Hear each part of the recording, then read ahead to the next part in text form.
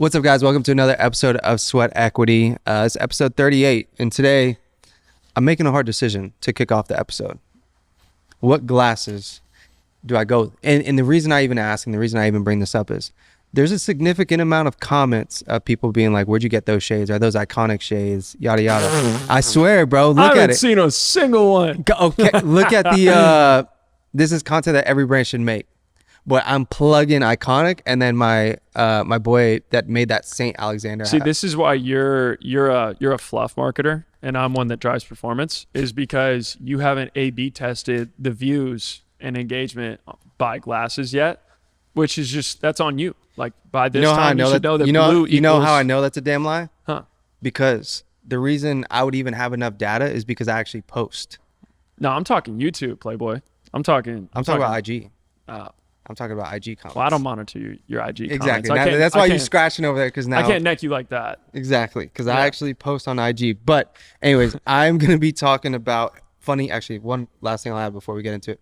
I was talking to my brother yesterday, and my brother was talking about like how he sees how you and I are like different characters on the show. Like we go into it. It was funny. What do you mean different characters? Like we're different on the show than like we have our our own. No. I told him, I was like, Brian and I roast each other all day. Yeah, and I think that comes from sports backgrounds where you're just in the locker room and you're roasting. It's like, it's nothing personal. It's like we're just roasting each other.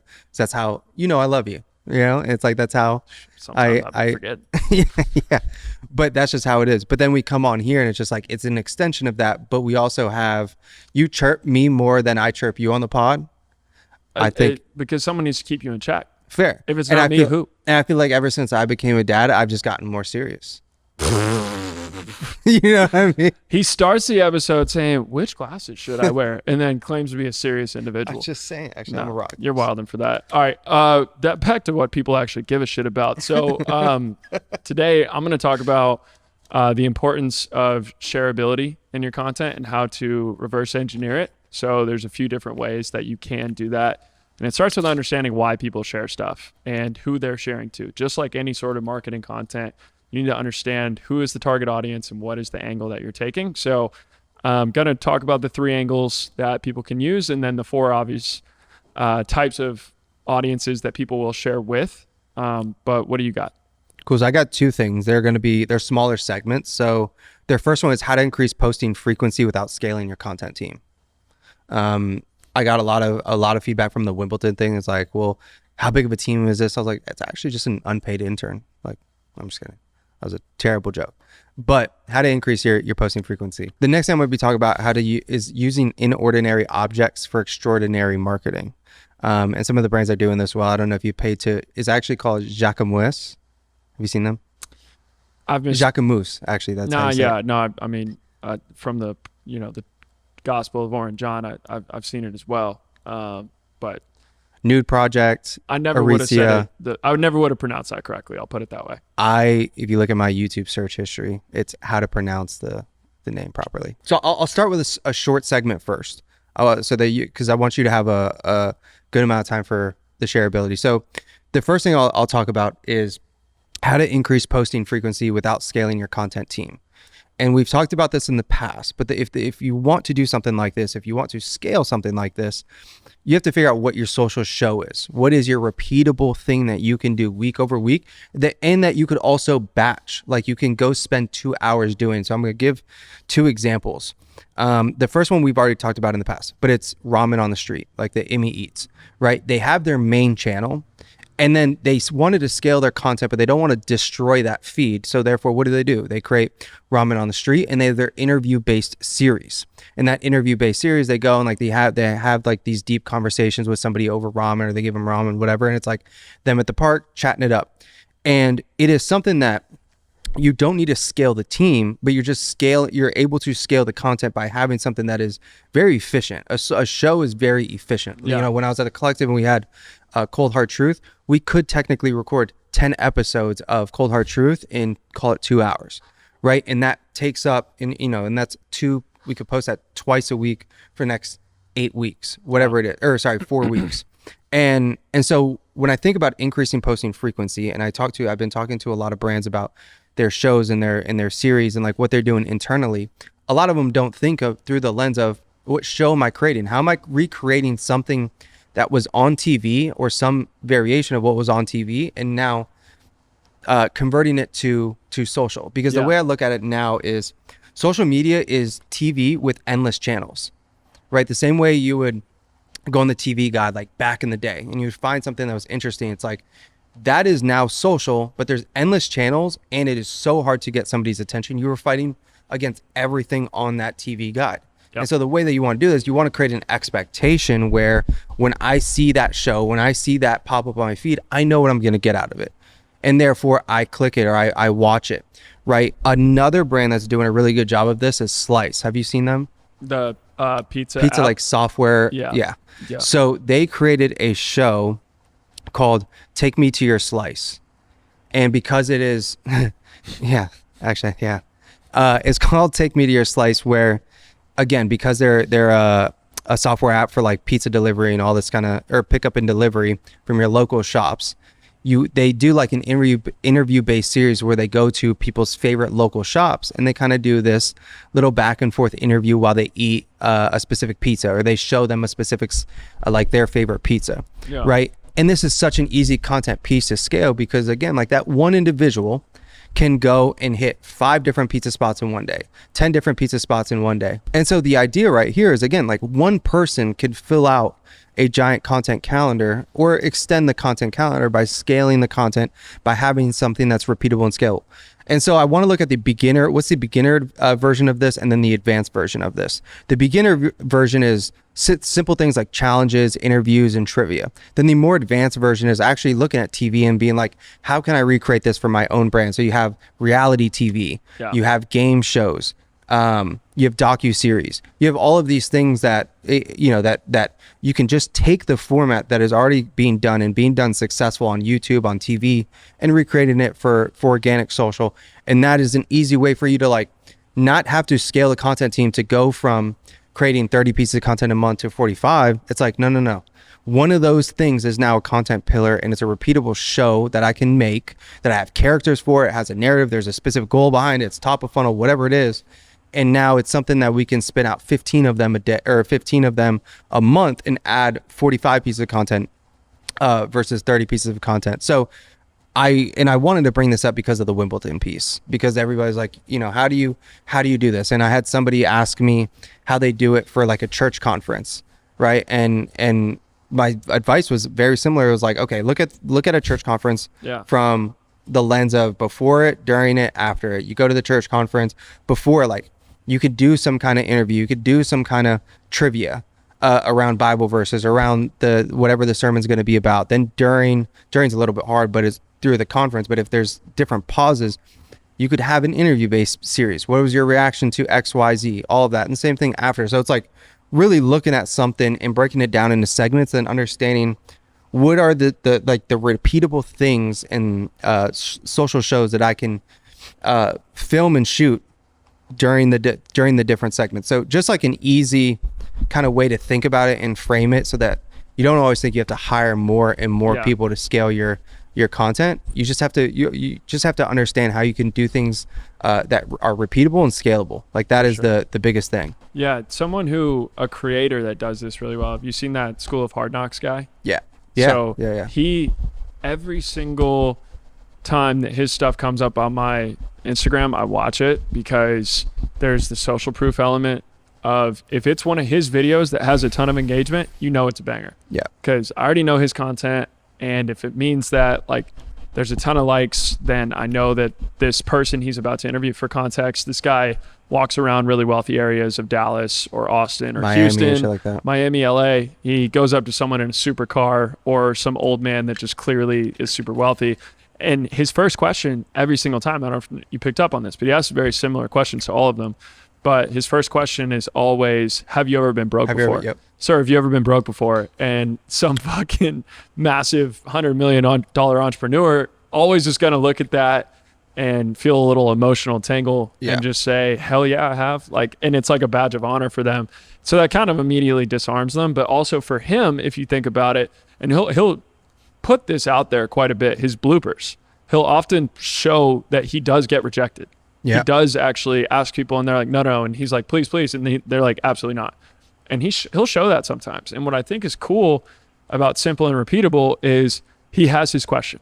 Yeah. Every single time he starts with that. So he doesn't have to think about anything. It's just an immediate context setter for the interview. Have you ever been broke before, sir? A rich guy's going to laugh probably and be like, yes. 100%. And it also kind of opens them up. It gets more color commentary out of them. It was similar to that guy that did the, what do you do for a living? Right. Yeah. He was like one of the first people to really bring it onto the scene. But it's like the opening hook is always the same thing. It is like he's setting the context. People know what to expect from it. Therefore, when it pops up on their feed, they're like, oh, I'm about to learn how this guy got rich, what he does for a living. Or with this guy, it's like, what is your best sales advice? Because he likes to ask that. And there's also that guy who kind of creates content around the average 9 to 5. His name's like Hub's Life or something. What is it? Hub's Life. He's this insurance sales guy that just will create a daily vlog about his suburban Dallas life. And it's a lot of people in the comments will say, this looks like my worst nightmare. Oh, I have seen this guy. He'll go work at his desk. It's like a shitty cubicle, like go to Buffalo Wild Wings for lunch and get like a lunch beer and then come back and work, and like goes home to like his very nondescript, like suburban Dallas home. Like there's all these things that he does that are incredibly repeatable because he's just showing the mundane daily life. Yeah. Like he's not having to do anything crazy.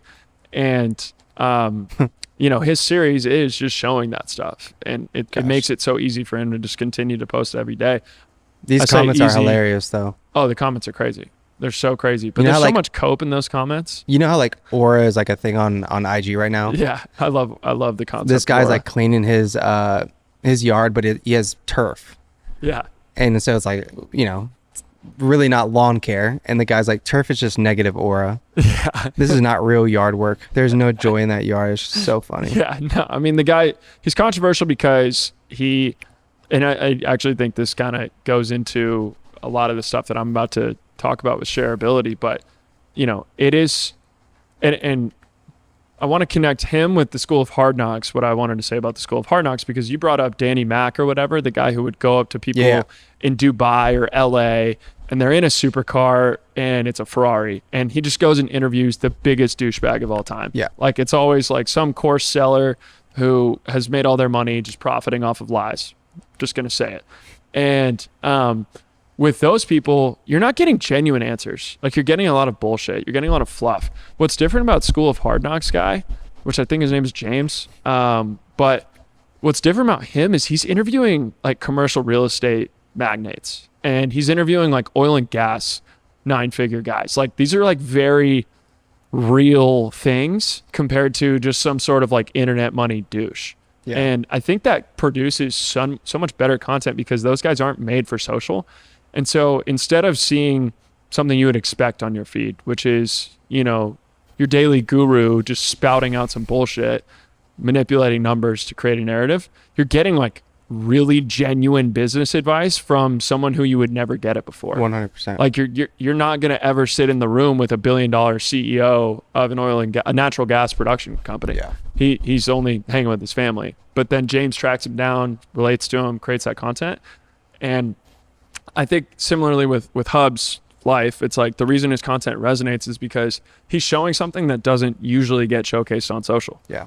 And so that in itself is the pattern interrupt. Yeah. And to tie it all back to your church conference thing, because I actually think that's a really good opportunity to show a lot of people experience churches growing up in like the church ecosystem, but you don't really see that on your IG Reels. That culture doesn't really make it to, IG Reels mainstream. And so, kind of them creating relatable and realistic content around that situation and that venue could be really interesting, and especially showing the impact, right? I mean, the before and after of people getting a lift out of it would be, really cool. So this brand generated $600K in new revenue using the CRO tool. So this is not news, but it's essential to know how customers navigate your website. So this time last year, Essential Essence learned this firsthand because they wanted two things. They wanted analytics on customer behavior and data on the most effective landing pages. So back to that CRO tool, they signed up for Heatmap. They increased their revenue per session by 24%,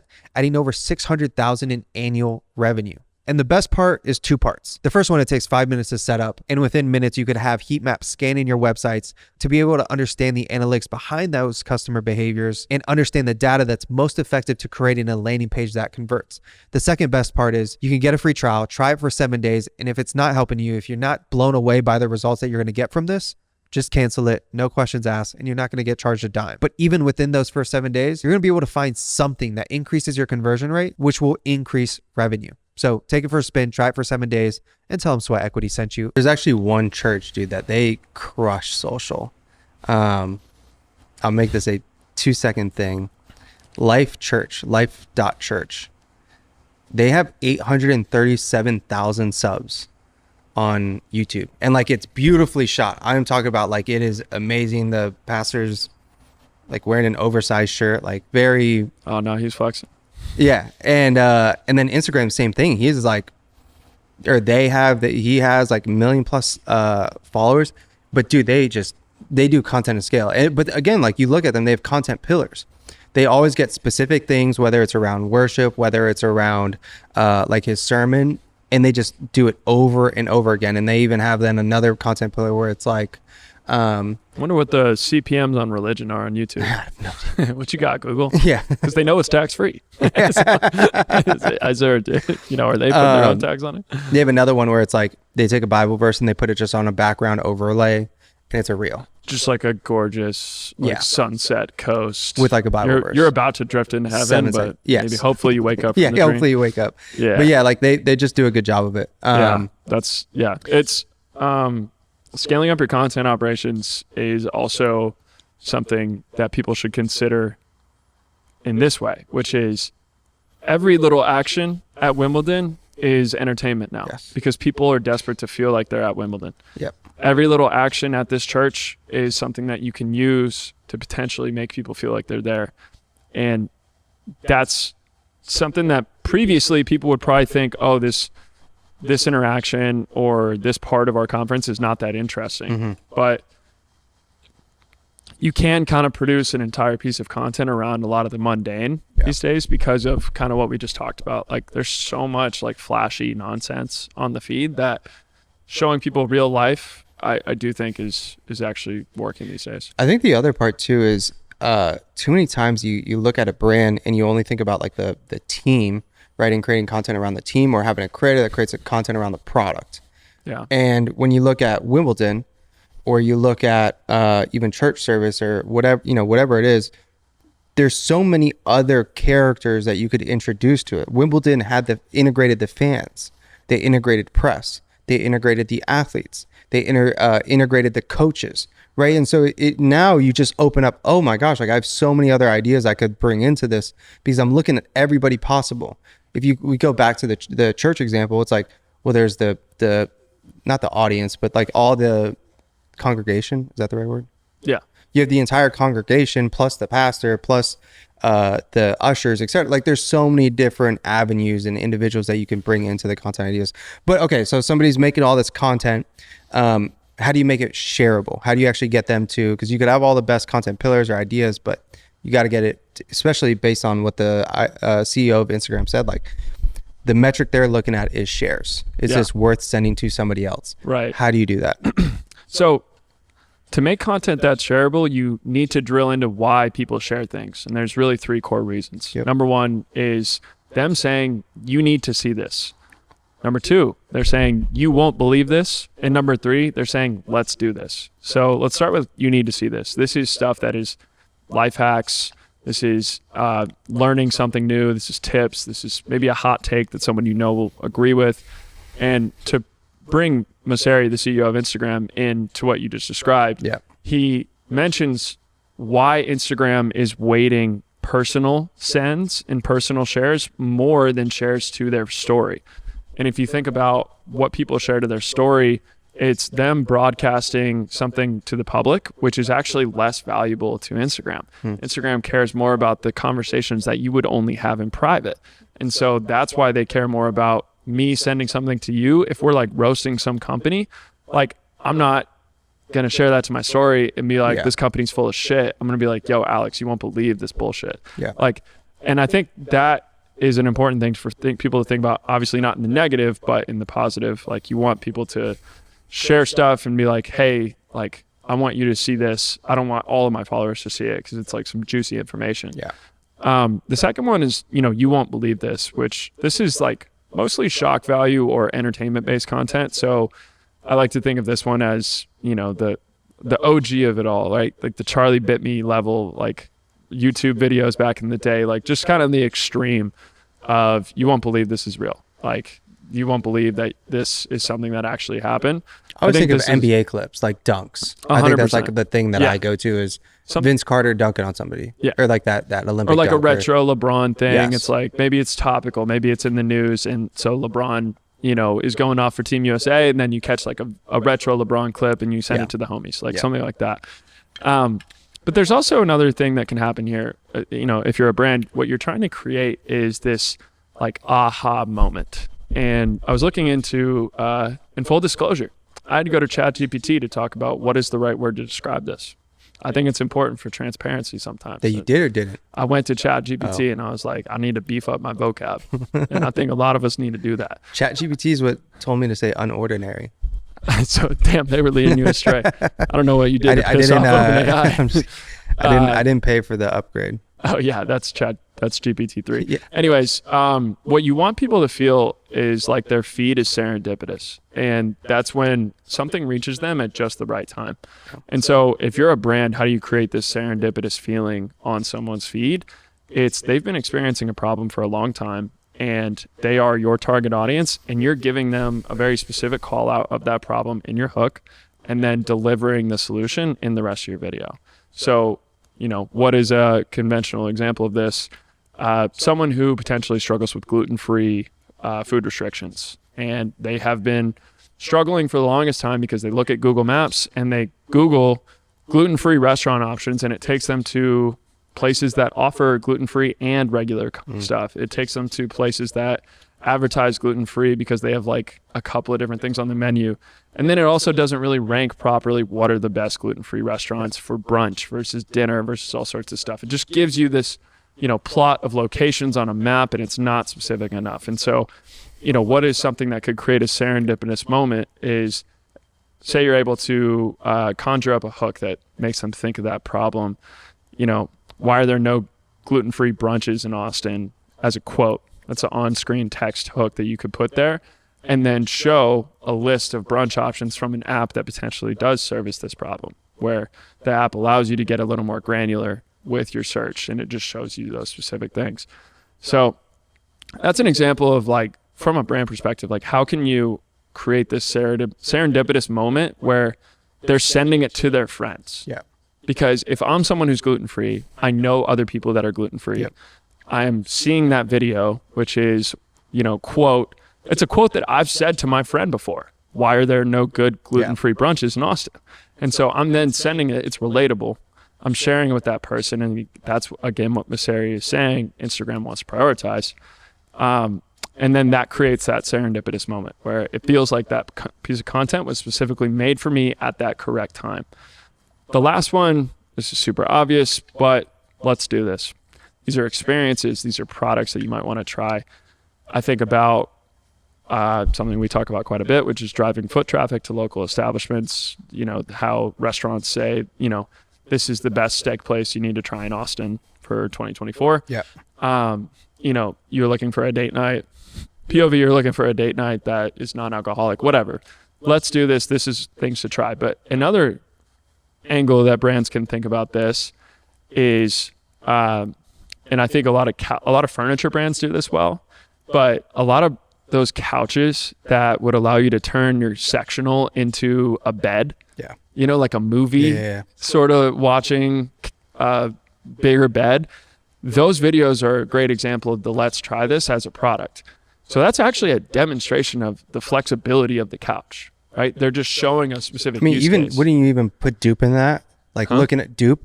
Like, absolutely. Like, let's try this, because it's looking at a very relatable pain point of 100%. This $800 mirror, and then they're like, well, if you try this and you just do this, then you can find it for $150. Dupe is a great example of what I'm about to talk about, which is And I do think that they do this. I think that they examine who are the actual people who will be sharing to who. And so that's another thing is what I just described. Like, bro, I'm not sending the let's try this sectional rearrangement to have a movie bed. I'm not sending that to my roommate. Yeah.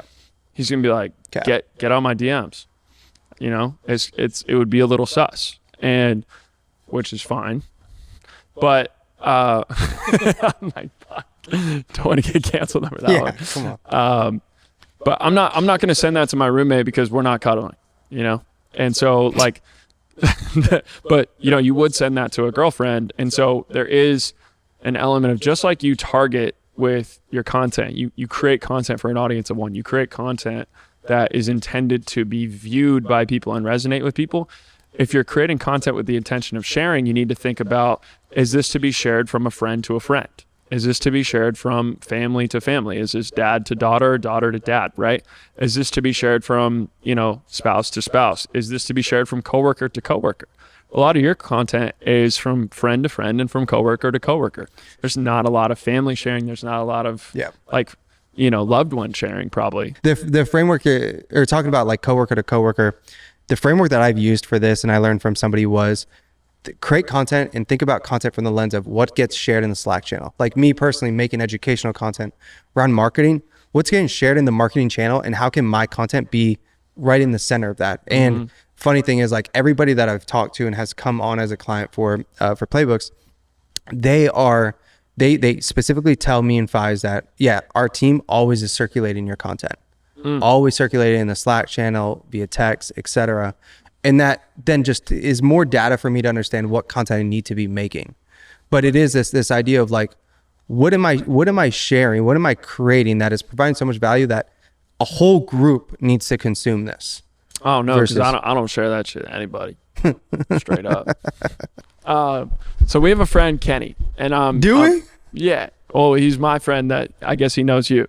And he's got his app called Mentor Pass. And so Mentor Pass is like a software where you, similar to Intro or whatever, like where you can book expert time. And so he's someone who his goal should be like, how do I create shareable content? Right. And I want to use him because this is something that's very easy to visualize when it's a physical product. It's very easy to visualize when it's a really common pain point of like gluten-free or something like that. Or similarly, like the couples stuff. Like obviously, yes, like a sofa bed is dope for couples. But if you're out there as a B2B software founder or even a B2B2C software founder like this, how do you create shareable content for teams? And again, let's revisit what are those reasons why people share content. Number one, let's try this. So this is something that, you're trying to evoke a feeling of someone on a marketing team sending it to someone else. Yeah. And they're like, oh, I can instantly see the value of this. So what is an example here? I wish we could ask, CMO of Chamberlain Coffee or someone who's done it before, like as a quote. Yeah. Like that is the text headline. It's like maybe like a hover over of like some sort of like if or kind of like, binary decision. And, oh, we wish we could ask someone who's done it before. Hover over, show the content piece, show who to book the call with, and their credentials. And then another one I think could be interesting is this framing, which is making changes to my funnel that would have taken 6 months of experimenting in 30 minutes because of my Mentor Pass call. And that's something that immediately shows because I think the pushback from somebody would be, I don't want to pay this much for an expert's 30 minutes, but you need to address that objection by saying, no, this is actually going to save you 6 months of burned cash with this 30-minute call, because they're going to point out something you're about to do that's going to lose a lot of money. I gave Kenny an idea that I'm curious to see your take on. Yeah. So I told Kenny one of the things that he should do is take the top 5 people that like do the most Mentor Pass sessions. Yeah. Right. Help them get a nice setup, like a very nice setup where nice camera, nice, is it a webcam, nice mic, whatever it is. Help them get a nice setup. And the reason is you're going to be the content team behind that individual. Mm-hmm. So anytime they do a very good session, you're going to get the recording and you're going to clip it up for them.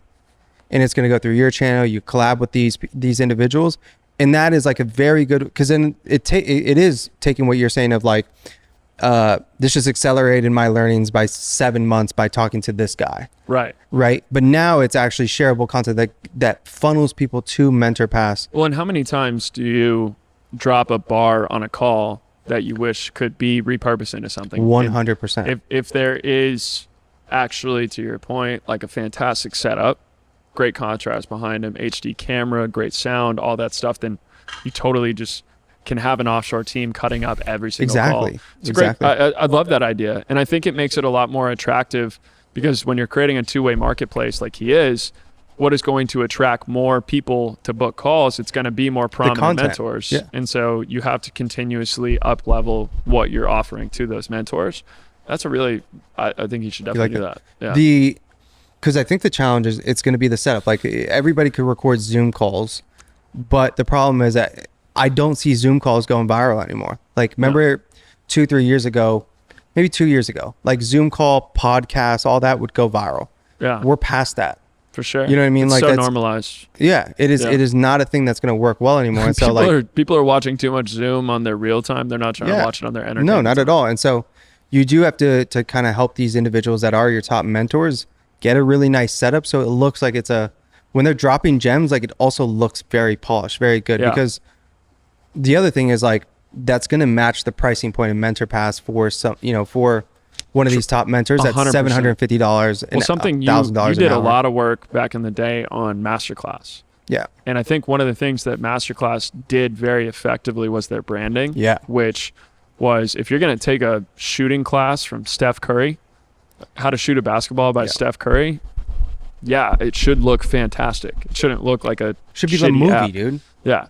And MentorPass looks good, but I think to your point, the quality of the actual content itself, like what the mentors are serving people, could be an opportunity for him to really brand it and make it beautiful. And then he slaps his, that's MentorPass watermarked in the corner. That's unlimited impressions. Now people are like, where did this call occur? Oh, it's on MentorPass. And it's also now lead magnets. If you talk about funnels, right? It's like you turn that into a lead magnet, Kenny.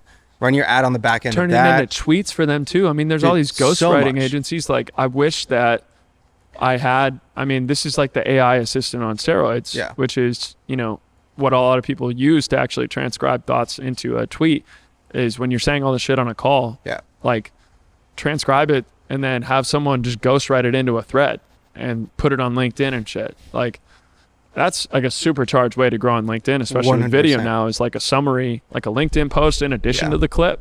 Huge. That would go hard. I've been talking more about this recently, but I'm so not focused on Twitter at all anymore. And you're anti-Twitter. Well, I'll tell you why. So they capped, anytime you add a CTA now, something that works very well. So I don't know if you saw, I had a post that has 2,000 or 3,000 likes from last week.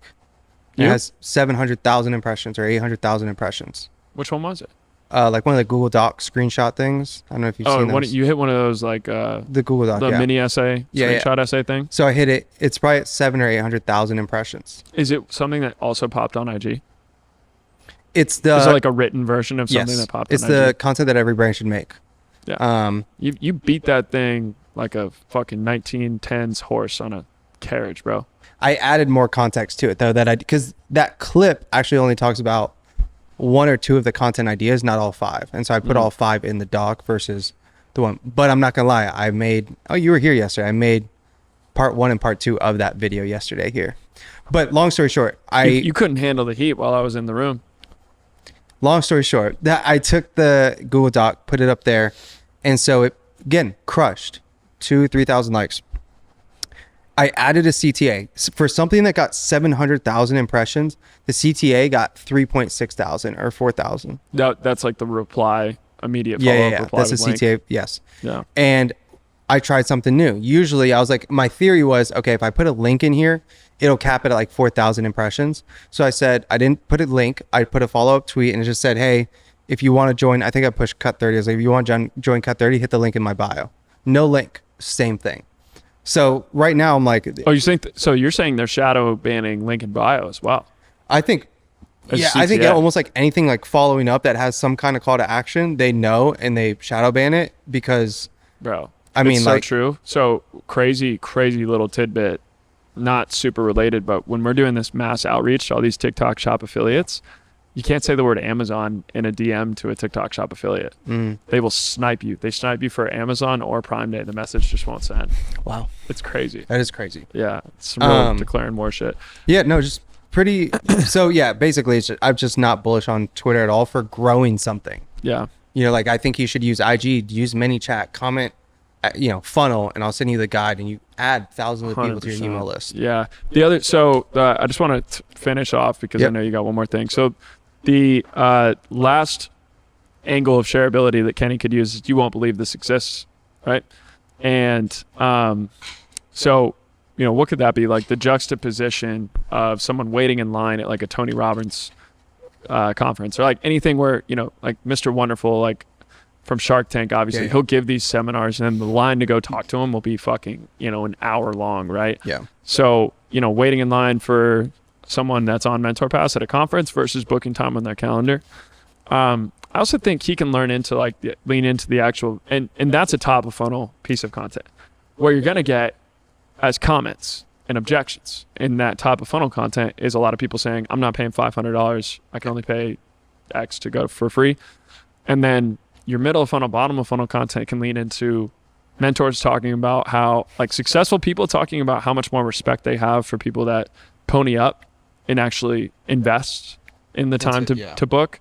Because I'm sure anyone we know that's hyper successful would agree, like when someone shows that level of commitment, there's going to be a lot more respect in the initial interaction. And it's also interpersonal. They're going to remember you a lot more rather than, you being the 27th person that just came up to them 100%. At a random conference. And so 100%. Like other stuff you can kind of anchor, like I'm really into price anchoring these days where, college tuition is obviously so expensive and people are sort of aware that the internet has all the information you need. So there's two other places where you can kind of compare and contrast. It's like, this is, it costs money, but so does like a college education where you get one of these speakers per semester at your business school and you don't get to have face-to-face time with them. Yeah. Or, all sorts of stuff, master classes, there's plenty of ways. But I just want to illustrate, like you can create hyper shareable content for stuff that is, a B2B concept as well. Like, and I guess he is B2C, but it's a software product compared 100%. To something physical. So the last thing I'm going to talk about is how to use inordinary objects to win on social. And so I want to look at a few brands doing this. And the reason I even bring this up is because I think there's a moment right now where on IG specifically that you can go viral and you can go viral promoting a product, bottom of the funnel content by doing this. And I think it's you have like the next 6 to 12 months before you're going to see a lot more brands doing it, similar to CGI. Like a few months ago, and you could still win with CGI, but a few months ago, maybe a year ago, CGI was the thing to do. And you could go viral like over and over again by making CGI around the product. So the brand that I want to first look at is Jacquemus, right? And what they do really well is they use oversized objects and like these untraditional ways of promoting the brand. So I sent you a link, open it and check it out. And we're going to pay attention to what they do with this carousel. So when you open the carousel, the opening shot, I texted it to you. Big ass postcard. Yeah. The opening shot. And when you look at their caption, they're promoting a new boutique, a restaurant, like their new place in Saint Tropez. So, Saint Tropez. I don't want you to sound broke. Yeah. Cool. And so the first image is like the attention grabbing thing. Right. Then the second thing on the carousel is the boutique. Then the third is like this one shot of all these boats with their lettering. Again, attention grabbing. And then the inside of the boutique. Then this girl on all of these, I don't know, like lawn chair kind of things, beach chairs. And then a tan, like you see how they're sequencing these where this is something that's unordinary, something that's attention grabbing. Then the next image is the promotion. And so I then went down the rabbit hole like, well, what other brands are kind of doing similar things? I think they're doing the best job of it, right? Oversized postcards, these cocktails, umbrellas, whatever. But then they sell a $400 tank top. Yeah, it's super expensive. Okay. Have you seen the other brand that's doing a really good job of this? It's Aritzia. Yeah. So look at them. So how do they promote their sale. You know, they have a store-wide sale going on. There was 2 ways that they did it. There is a girl at a Subway with a giant shopping bag that is the same size as her, like it's life-size shopping bag. It's something that just snags your attention because it's so frame breaking.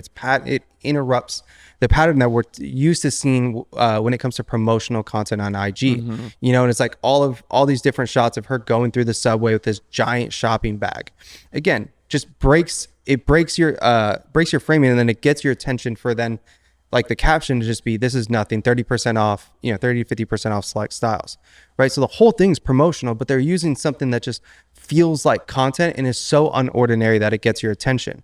Yeah. Another brand that does a really good job of this, let me pull up the doc, is Nude Project. I'm sure you've seen them.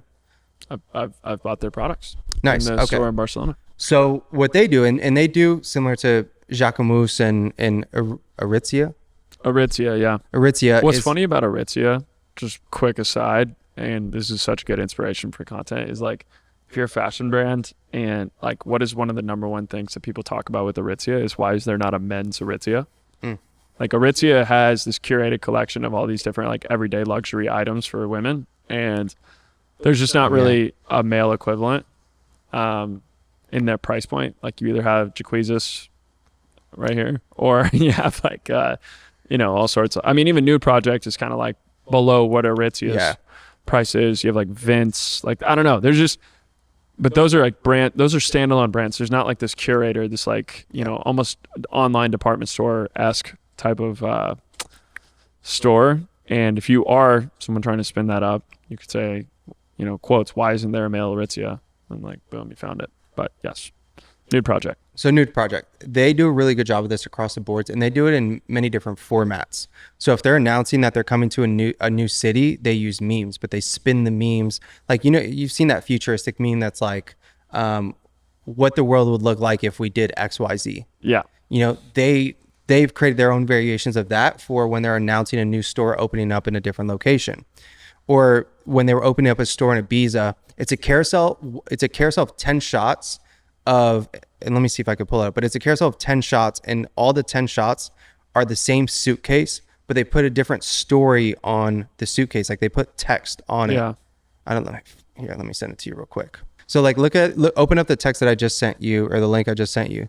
So it's this carousel, and it's all the same shot of this suitcase, right? And it's basically the story or like funny phrases or things about why they're opening a store in Ibiza. Because you don't know Spanish, I'll tell you what the first one says. It was basically like, it's not even a dig. It's not. I'm not trying to even throw shots at you. I'm literally trying to help you here, so that you're not like, I don't know what this is saying. Basically, it's saying, okay, like, why are we opening a place in Ibiza? People think it's for the dinners, the drugs, and the beach. And he was like, straight up, we don't really like the beach. It's like, it just plays in a Nude Project because they're definitely party folks. So it's like, they're using the suitcase to tell all these funny stories. When you look at it, dude, it has nearly 50,000 likes. Yeah. You know what I mean? And again, this is just purely promotional, but they're doing it in a way where it's so relatable, it's so funny, it's entertaining, where it just feels like content. And so when you look at all these brands who are doing this well, they're interjecting like these unordinary objects to just feel like very good social content.